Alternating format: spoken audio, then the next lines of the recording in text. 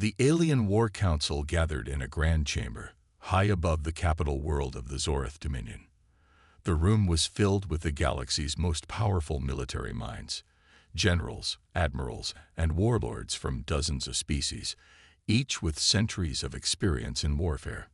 Their sharp eyes focused on the massive display at the center of the chamber, where holographic projections of Earth and its so-called defenses were presented. General Khazor, the supreme commander of the Dominion's fleet, let out a deep, guttural laugh, his sharp teeth glinting under the artificial lighting. His laughter spread across the chamber as others joined in, their amusement echoing like a storm of mockery. The reason for their laughter stood alone in the middle of the room, a single human, surrounded by towering alien figures who saw him as nothing more than a joke. Ethan Graves stood with his arms crossed, his expression calm, almost indifferent to the ridicule around him. His brown eyes held no fear, only quiet determination. He had been invited here, not as a diplomat, not as a soldier, but as an engineer, a human with no military rank, no command over armies, and yet he was here to challenge the very foundation of the alien war machine. "You mean to tell us," Khazor said, his voice dripping with condescension, "that this thing you built will change the outcome of the war?" He gestured toward the holographic model of a strange, sleek warship. It had no massive cannons, no obvious missile bays, nothing that suggested it could stand against the might of the Dominion's dreadnoughts. Ethan didn't flinch. "Yes," he said simply. Another general, a reptilian creature with a long, scarred snout, sneered. "Humans have always been delusional, but this is madness. You expect us to believe that one ship, built by your inferior kind, can turn the tide against the most advanced fleets in the galaxy?" Ethan tilted his head slightly. "You don't have to believe me. The battlefield will decide." The laughter grew even louder. Khazor wiped away a tear from his black eyes and leaned forward, his clawed hands gripping the edge of the command table. "Oh, I do hope you survive long enough to witness your own humiliation, human. We've crushed every race that stood against us. Your kind is no different. You lack the technology, the experience, the strength. We have millions of warships, and you—" He chuckled darkly. "You have this." Ethan smiled. Not a forced smile, not a nervous one, but a knowing one. It was the kind of smile that unsettled even the most hardened warriors, though they didn't realize why just yet. "Tell me, General," Ethan said, his voice unwavering. "Have you ever faced something you couldn't understand?" Khazor's amusement faltered for a brief second. "What are you implying?" "You believe power is measured by fleet size, by firepower, by the number of worlds you've conquered. But sometimes power is about leverage. And soon, you're going to realize that your entire way of war is outdated." The room fell silent. The sheer confidence in the human's voice disturbed some of the younger officers, but the older ones merely saw it as more arrogance. Khazor smirked and leaned back in his seat. "We will humor you," he said. "Our fleet will reach Earth's sector in 3 days. If your ship is as formidable as you claim, then let us see it in action. And when you fail, when your so-called masterpiece is reduced to scrap, I will personally broadcast your surrender to every corner of the galaxy." Ethan nodded. "Then we have an agreement." Khazor grinned. "Oh, we do. But don't think for a second that you'll leave this war alive, human." Ethan turned, walking away without another word. As he reached the exit of the war chamber, one of the alien generals, a heavily armored insectoid creature, called out, "Tell me, human, what is the name of your pitiful little ship?" Ethan paused for just a moment before answering. "Oblivion." The doors closed behind him, and the laughter resumed, but this time, there was something different about it, something uneasy. The name lingered in the air, an unshakable whisper of something they couldn't yet comprehend. Ethan stepped onto the sleek deck of the Oblivion, its silent hum filling the air. Unlike the massive, industrial warships of other species, this ship had no unnecessary bulk, no towering weapons. It looked almost peaceful, but inside its core, It carried something beyond imagination. Technology that defied conventional warfare, that rewrote the very rules of battle. "Status report," Ethan said as he entered the command center. A voice, smooth and artificial, responded. "Oblivion is fully operational. All systems are optimal.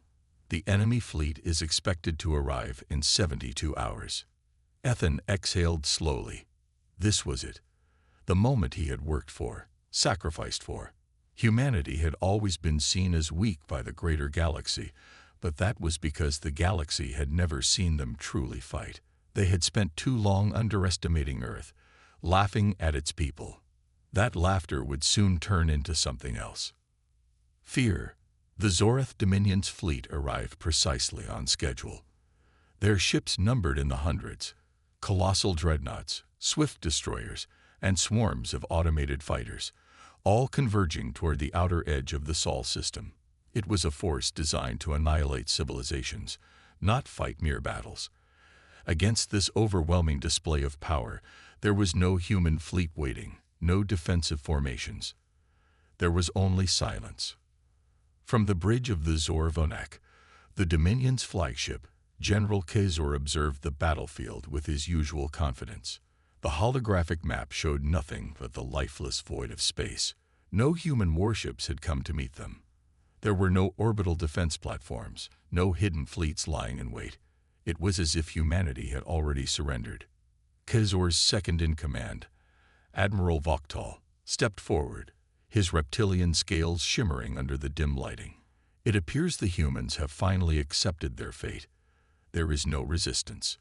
Kezor chuckled, amused but slightly disappointed. They didn't even try to fight. Perhaps they finally realized how insignificant they are.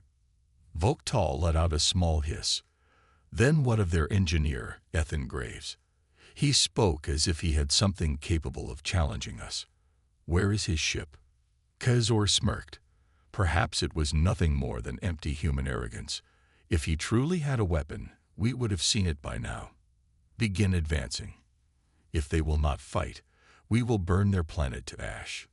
The fleet began its slow, inevitable march toward Earth. Their engines burned bright against the darkness, and their shields shimmered with raw energy. The Dominion's dreadnoughts, each the size of a small moon, loomed over the battlefield like gods of war. Then, without warning, something changed. A single blip appeared on the holographic display. It was small, almost insignificant, moving with unnatural precision through the void. At first, the Dominion officers assumed it was a sensor malfunction, a ghost reading caused by the interference of deep space. But as the seconds passed, the anomaly didn't fade. Instead, it grew clearer. It was a ship, just one, against an entire armada. Kezor narrowed his eyes. "There you are."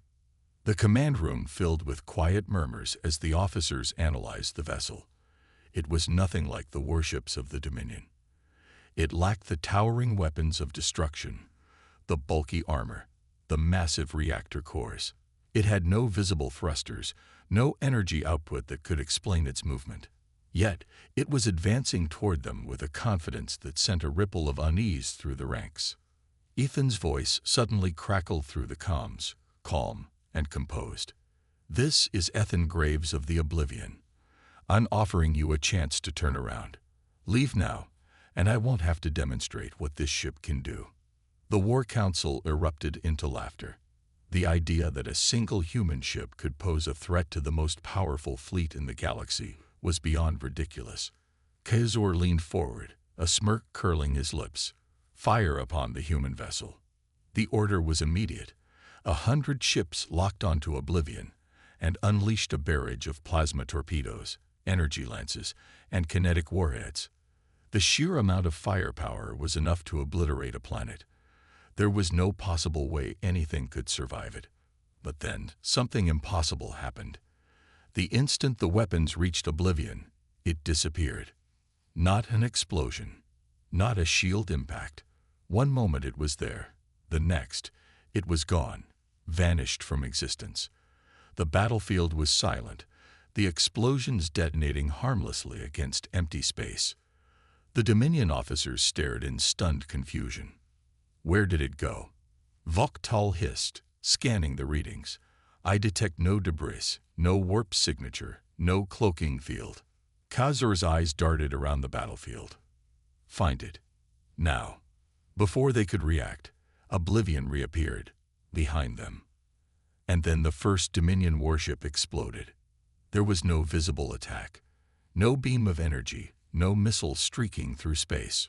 One moment, the Dominion cruiser was intact. The next, it was being ripped apart at the molecular level. A dozen more ships followed, disintegrating as if some unseen force had unraveled them from the inside. Panic spread through the Dominion fleet. What is happening? The human ship, it's jumping in and out of existence. We can't lock onto it. It's moving too fast. Khazur's hands gripped the command table, his claws digging into the surface.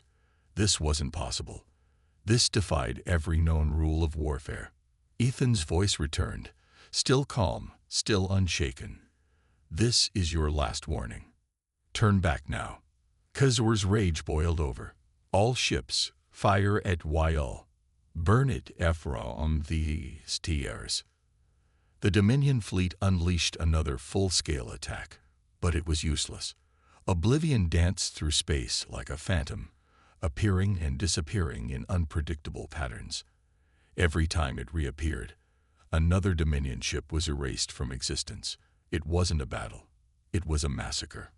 For the first time in his long military career, Khazur felt something foreign creep into his chest. It wasn't anger. It wasn't frustration. It was fear. The battlefield was chaos. The Dominion fleet, once an unbreakable wall of firepower and supremacy, was now crumbling. Every attempt to destroy the Oblivion failed. It was faster than their sensors, immune to their targeting systems, and worse, it struck without warning. Each time it reappeared, another Dominion warship was reduced to nothingness. On the bridge of the Zorvunek, General Khazur clenched his fists, his claws digging deep into his palms. His officers scrambled in confusion, shouting conflicting reports. No one had ever seen anything like this. Their fleet had fought hundreds of wars, wiped out entire civilizations, yet now, against a single human ship, they were powerless. How is it doing this? Voktal snarled, his voice laced with desperation. It isn't using conventional weapons. It isn't even firing projectiles. Our ships are just vanishing. Khazur's mind raced. He had been so certain of victory, so sure that humanity was nothing more than an insignificant race playing at war. But now, as he watched his fleet being torn apart by an enemy they couldn't even comprehend, he felt the weight of his own arrogance. The Oblivion reappeared again, this time directly above one of the Dominion's largest dreadnoughts. There was no sound in space, no warning, but in the blink of an eye, the massive warship was gone. No explosion, no wreckage, just gone. The crew of the Zorvunek stood frozen in horror. Then Ethan's voice returned, cutting through the panic with eerie calmness. You should have listened, Khazur. I gave you a chance to leave. Now you're learning why this ship is named Oblivion. Khazur slammed his fist against the console. Enough of this. He turned to his officers. Activate the gravitational stabilizers. If this ship is using teleportation or advanced warping technology, we will anchor the surrounding space. It will have nowhere to run. The Dominion fleet adjusted its formation, deploying massive gravity wells that created an artificial sink in space. It was a tactic they had used before against enemies that relied on speed and evasive maneuvers. If Oblivion could not move freely, then it could be overwhelmed. For a moment, silence returned to the battlefield. The ship had stopped flickering in and out of existence. The Dominion officers breathed a sigh of relief. Now fire everything, Khazur roared. Every remaining warship unloaded its arsenal. Plasma torpedoes, energy beams, railguns. The sky was set ablaze with destruction. Oblivion had nowhere to escape. There was no way it could dodge this. But then, something far worse happened. Instead of dodging, Oblivion absorbed the attacks. The weapon's fire struck its hull, but rather than causing damage, the energy simply vanished. It was as if the ship itself was a void, devouring everything thrown at it. The Dominion's most powerful weapons, the same ones that had torn apart planets, were useless. Voktal stared in shock. "No, that's impossible." Ethan's voice came again, this time carrying a cold finality. "Your mistake wasn't underestimating Oblivion. Your mistake was thinking you understood what it was." The ship's hull shimmered, and for the first time, it revealed what lay beneath its sleek exterior. The Dominion had expected steel, alloys, or energy shielding, but what they saw was something else entirely. The Oblivion was not made of metal. It was something shifting, something alive. It pulsed with an unnatural energy, bending reality around it like a living entity. It was not just a warship. It was something beyond the Dominion's understanding. Kazor's breath hitched. This was no human war machine. This was something different. Something terrifying. Then the real attack began. Without warning, the gravity wells the Dominion had set up collapsed. The ships generating them were the first to disappear, devoured by the very space they had tried to manipulate. One by one, the Dominion fleet was being unmade. It wasn't just destruction. It wasn't war as they knew it. The Oblivion was erasing them from reality itself. Kazor's voice was barely a whisper. "Pull back."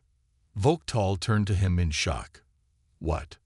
Kazor clenched his teeth, his pride warring with the terror gripping his heart. "I said pull back. Fool or eture." But it was already too late. The Oblivion had reached the Zorvonik. Kazor turned toward the main viewport and saw it, floating just beyond the flagship's hull.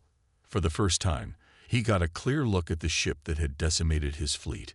It was sleek and elegant, but it was wrong. Its form was unnatural, shifting as if it was not bound by the same laws of physics. And then he saw movement. The ship's surface rippled, and something extended from it, something that looked like an arm, but not made of metal. It reached forward, pressing against the Zorvonik's hull.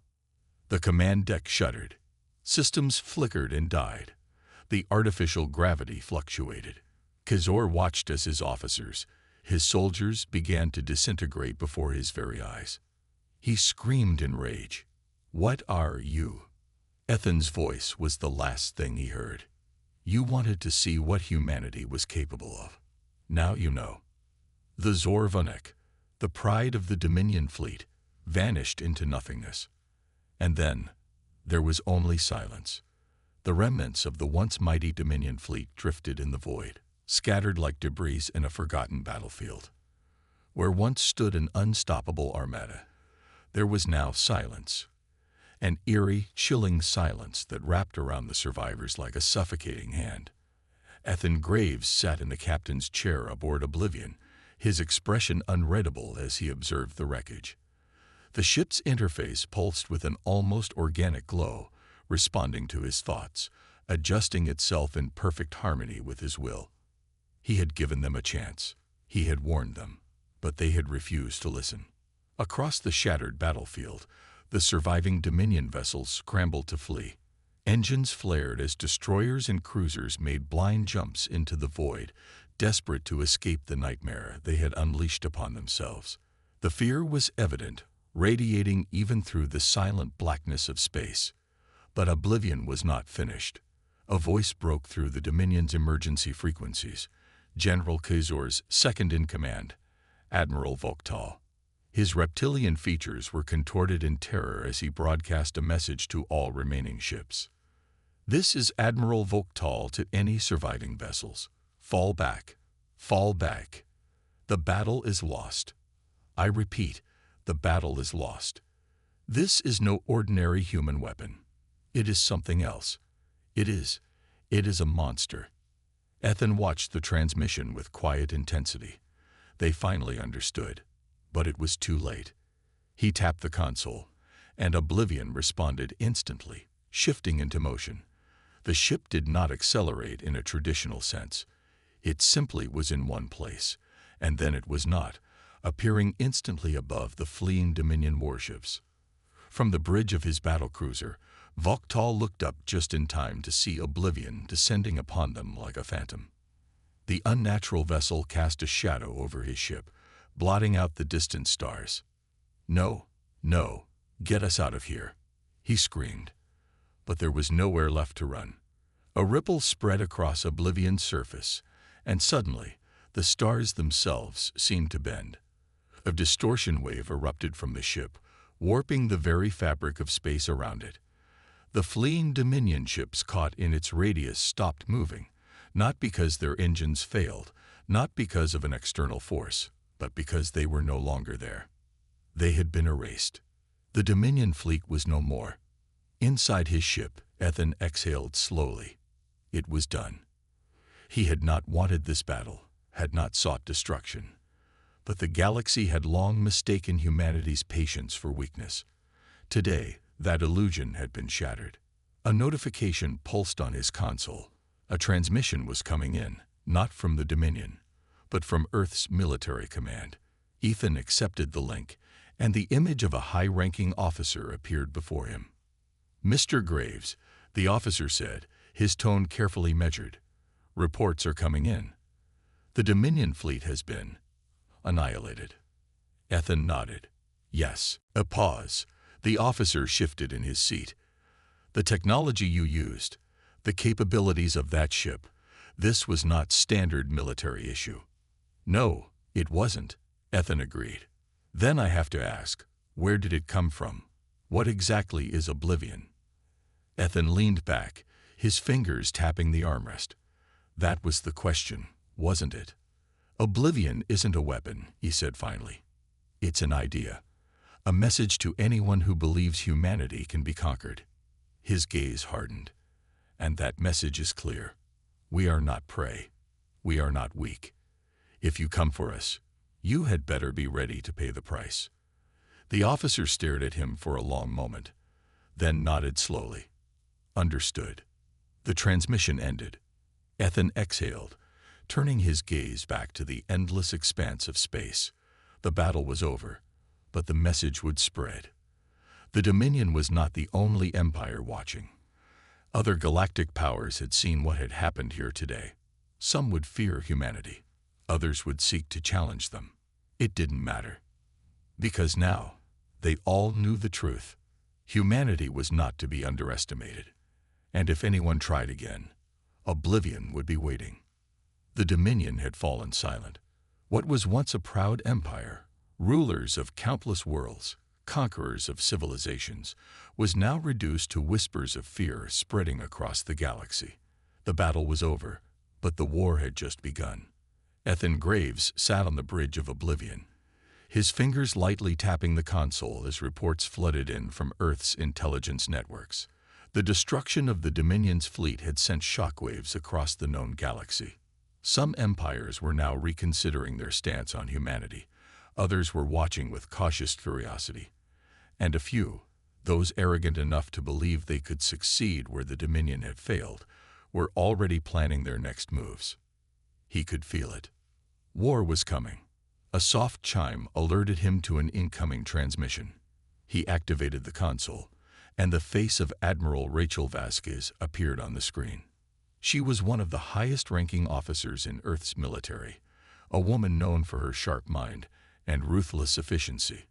"Ethan," she said, her voice steady, but laced with something that sounded almost like concern. "We need to talk." He leaned forward. "I'm listening." "The Dominion has officially declared a state of emergency," she continued. "Their remaining forces are retreating to their core worlds, and their leadership is in disarray. But this isn't over. If anything, you've forced them into a corner. And an enemy with nothing left to lose is the most dangerous kind." Ethan exhaled. "I figured as much." "You did more than just win a battle," Vasquez said, her eyes narrowing slightly. "You rewrote the balance of power in the galaxy. Everyone out there just watched a single human ship erase an entire armada. You think they're going to just ignore that?" He shook his head. "No, but they'll hesitate before making their move. For now, she agreed. But we have a bigger problem. Ethan frowned. Go on. She leaned closer to the screen. We intercepted a transmission from a Dominion stronghold. It wasn't sent to any known military outpost or government sector. It was encrypted beyond anything we've seen before, but we managed to decode part of it. Ethan's eyes narrowed. What did it say? Vasquez hesitated. Then she spoke the words that sent a chill down his spine. They called for something called the Exiled. Silence filled the room.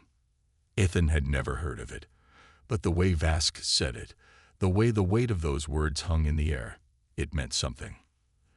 They wouldn't send an encrypted distress call unless they were desperate. Vasquez continued. Whatever the Exiled are, the Dominion believes they can turn the tide. Ethan's grip tightened on the armrest. Do we have any intel on them? Nothing solid, she admitted. Just rumors, stories buried in old war records. Something about an experiment, warriors bred for conquest, stronger than anything the galaxy had seen. But they were unstable. The Dominion tried to control them, failed, and then, for reasons we don't fully understand, they locked them away, exiled them to the void. Ethan's mind raced, and now they're bringing them back. Vasquez nodded. It looks that way. A heavy silence settled between them. Ethan finally spoke. Then we need to be ready. Vasquez studied him for a long moment. Ethan, oblivion is powerful, but even you don't know the full extent of what it can do. And if these exile are what the Dominion believes they are, you might not be enough. Ethan met her gaze. Then I'll have to be more than enough. She exhaled. I had a feeling you'd say that. The transmission ended. Ethan leaned back in his chair, staring at the endless void beyond the viewport. The battle was over. But the real war was only beginning. And when the Exiled returned, humanity would be ready.